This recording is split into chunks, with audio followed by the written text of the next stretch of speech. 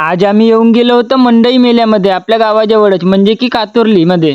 कातोर्लीमध्ये भाई चांगल्या प्रकारे मंडई मेळ्याचं आयोजित केलं होतं. नाही तर प्रोग्राम पण चांगले होते. आणि मग आम्ही तिथून निघून गेलो.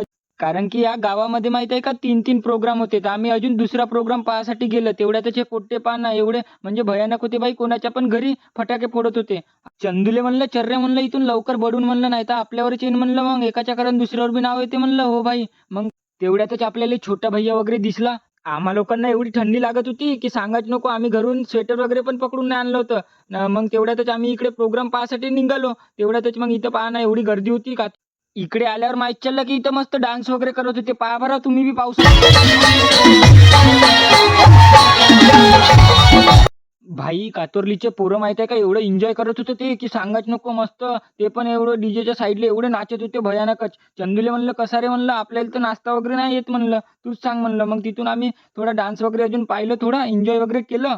भाई आम्ही 9 वाजे आलतो अन् सकाळचे 4 केव्हा वाजले माहीतच नाही पडलं. भैय्याला म्हणलं, "आता घरी खूप शिव्या देतील." म्हणलं. "नको टेन्शन नको घेऊ." म्हणते, "मी याव ना." म्हणते. पण तसं मी याच्यासोबत राहतो तर माझ्या घरचे काही म्हणत नाही भाई. माहिती आहे का एवढा विश्वास करते भैय्यावर, की सांगायचं नको.